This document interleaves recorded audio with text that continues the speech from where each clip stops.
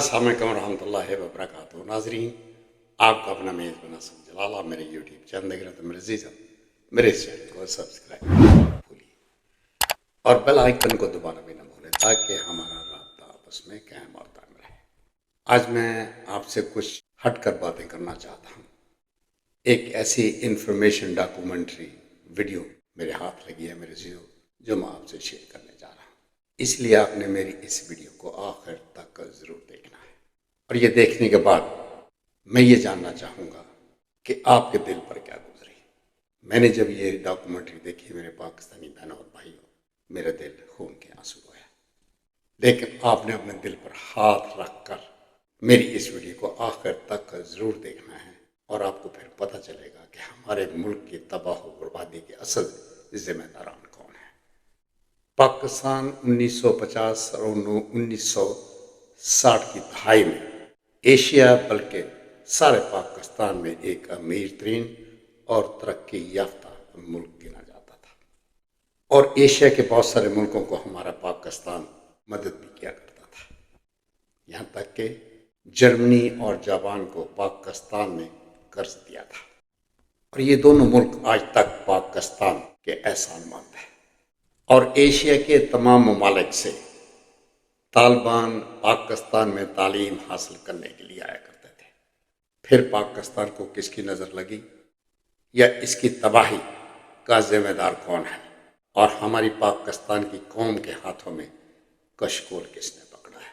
इसलिए मेरी आपसे यही गुजारिश है कि आपने मेरी इस वीडियो को आखिर तक ज़रूर देखना है। एक डॉक्यूमेंट्री मैं आपके साथ शेयर करने जा रहा हूँ जिसे देखकर मैं बेसाख्ता रोया था।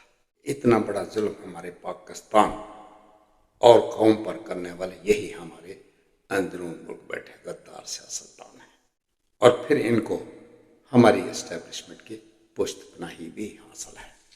और सर फहरिस्त दो ख़ानदान हैं जिन्होंने हमारे खूबसूरत पाकिस्तान को तबाह बर्बाद किया और हमारी पाकिस्तानी कौम के हाथों में हमेशा के लिए कशकोल पकड़ा दिया है।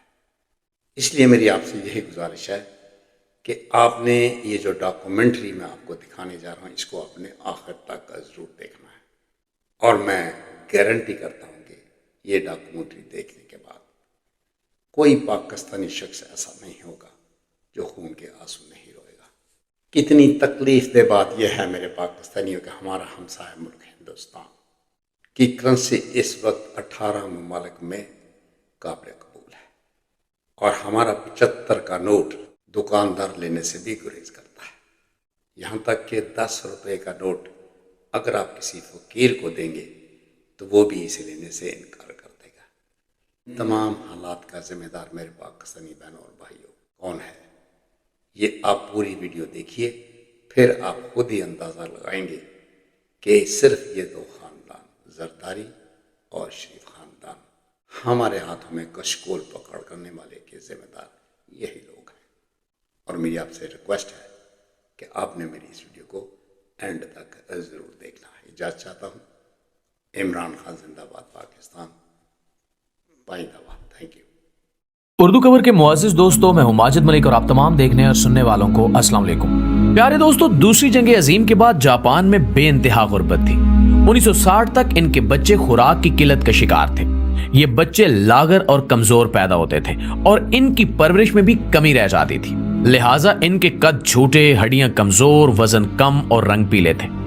जापानी उस दौर में 24 घंटों में सिर्फ एक खाना खाते थे। उन्होंने इस दौर में अंदाजा किया कि अगर हम दिन में 3 बजे खाना खाएं तो हम 24 घंटे गुजार सकते हैं। चुनांचे ये दिन 3 बजे खाना खाते थे और अगली खुराक की बारी अगले दिन आती थी। उस वक्त उनकी हालत ये होती थी कि पाकिस्तान ने 1957 में चावलों से भरा हुआ एक बहरी जहाज टोक्यो भिजवाया। जहाज पर जापान की इमदाद के लिए पाकिस्तान का तोहफा लिखा हुआ था और इसकी तस्वीरें बाकायदा अखबारात में शाया हुई और पूरे जापान ने हाथ जोड़कर हुकूमत पाकिस्तान का शुक्रिया अदा किया। जापानियों को आज भी पाकिस्तान का ये एहसान याद है। जापान दुनिया के उन 4 मुल्कों में शुमार होता है जिनके पाकिस्तान के साथ ताल्लुकात शुरू दिन से हैरान कन रहे। हिंदुस्तान के आखिरी वासराय लॉर्ड माउंटबेटन पाकिस्तान और भारत को 15 अगस्त 1947 को आजादी देना चाहते थे। इसकी वजह जापान था। जापान ने 1945 में 15 अगस्त को अमेरिका के सामने सरेंडर किया था। इत्तेहादी फौजें 15 अगस्त को यौम फतह के तौर पर मनाती थी। लॉर्ड माउंटबेटन की ख्वाहिश थी कि 15 अगस्त 1947 को जब पूरा बरतानिया यौम फतह मना रहा हो तो भारत और पाकिस्तान की पैदाइश उस वक्त हो, ताकि हर साल जब इन दोनों मुल्कों के लोग आजादी की तकरीबात मनाएं तो उस वक्त जापानी अफसरदा हों और ये खेल ताअबद जारी रहे। ये मंसूबा जब कायदे आजम के सामने पेश किया गया तो आपने फौरन इनकार कर दिया।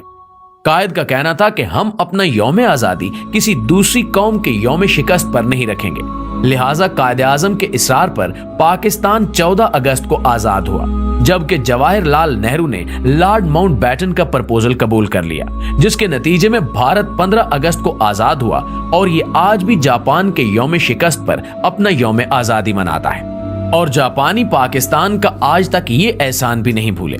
दूसरी जंग अजीम में शिकस्त के बाद जापान ने तावान अदा करना शुरू किया और ये आज भी अमेरिका को हर साल $10 बिलियन अदा करता है।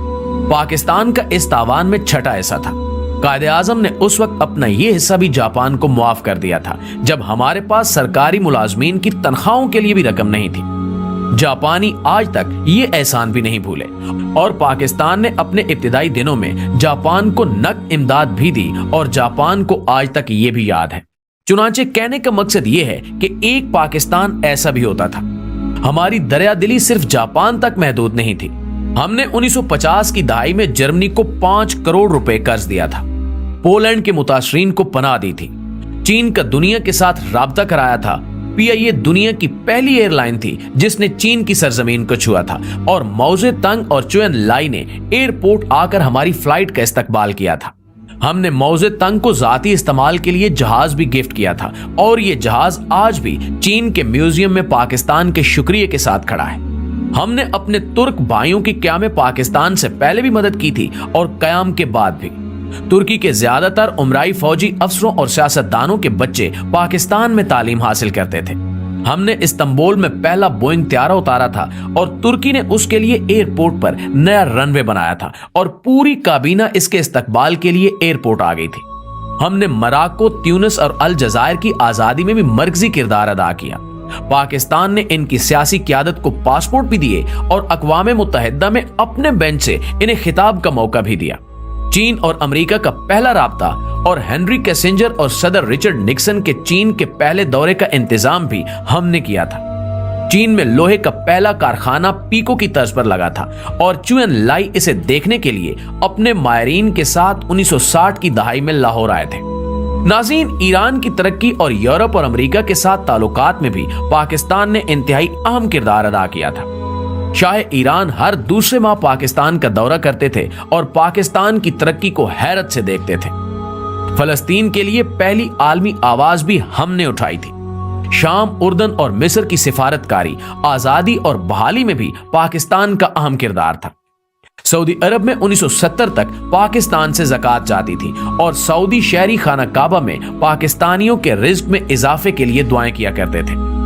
UAE की तरक्की में भी पाकिस्तान का अहम किरदार था। दुनिया की चौथी बेहतरीन एयरलाइन यानी एमिरेट्स का कोड EK है और इसका K कराची है। ये एयरलाइन कराची से स्टार्ट हुई थी। हमने इन्हें जहाज भी दिया था और अमला भी, लिहाजा ये आज भी अमारात कराची है। माल्टा के बच्चों के सिलेबस में PIA का पूरा एक बाब है। सिंगापुर एयरलाइन और पोर्ट दोनों पाकिस्तानियों ने बनाई। इंडोनेशिया और मलेशिया की अशराफिया के बच्चे पाकिस्तान में पढ़ते थे। मलेशिया का आईन तक पाकिस्तानी वकला ने लिखा था। जनूबी कोरिया की ग्रोथ में महबूबुल हक के 5 साला मंसूबे का अहम किरदार था।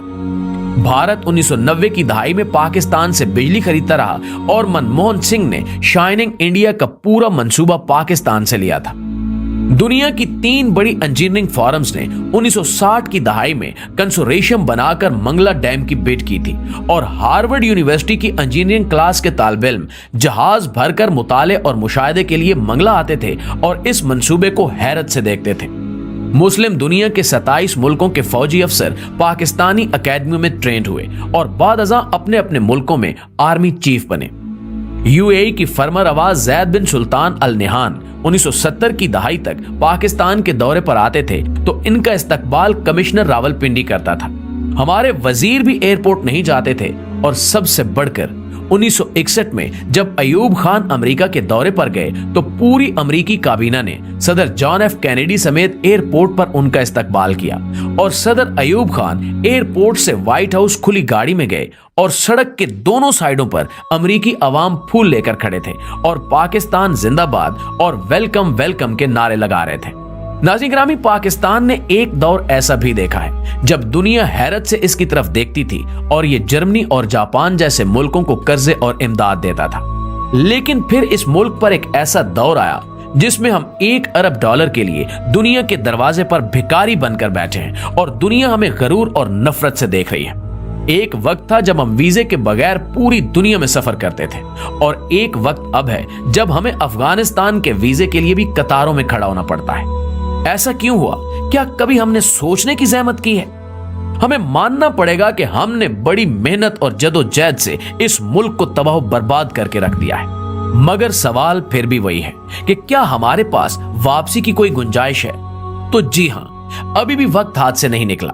हम ताहाल एक कौम है और हमारा जोग्राफिया भी बहाल है। लिहाजा हम आज अगर नींद से जाग उठें, हम आज अपने हाल पर रहम करें तो हम 10 से 20 वर्षों में दोबारा उस लेवल पर आ सकते हैं जिस पर हम दूसरे मुल्कों को इमदाद और कर्जे दें। लेकिन इसके लिए हमें चंद बड़े फैसले करना होंगे। कोई भी सियासतदान 2 या हद 3 से ज्यादा मुद्दत तक वजीर आजम न रह सके और मुल्क को बिजनेस फ्रेंडली बनाया जाए। कोई भी शहरी या गैर मुल्की मुल्क में कंपनी खोल सके और कारोबार कर सके और हुकूमत उसे 5 साल तक टैक्स की रियायत दे। हम फौरी तौर पर आबादी कंट्रोल करें और 30 साल की उम्र तक तमाम लोगों को हुनरमंद भी बनाएं। मुल्क में कोई शख्स बेहुनर और बेरोजगार ना हो। और आखिरी मशवरा, मुल्क के तमाम स्टेक होल्डर्स एक ही बार बैठकर अगले 20 साल का कौमी मंसूबा तैयार कर लें और फिर कोई शख्स उसे छेड़ने की जसारत ना करे और जो करे उसे करार वाकई सजा दी जाए। नाज़रीन, आप यकीन कीजिए कि हम इन चंद इकदामात से एक बार फिर इज्जत और आबरू की शाहराह पर आ सकते हैं, वरना हम इसी तरह भीख मांग मांग कर खत्म हो जाएंगे और तारीख के औराक में हमारा जिक्र तक नहीं मिलेगा। आखिर में दुआ है कि अल्लाह ताला इस कौम पर, अल्लाह ताला इस वतन पर अपना रहम व करम नाजिल फरमाए। आमीन सुमा आमीन।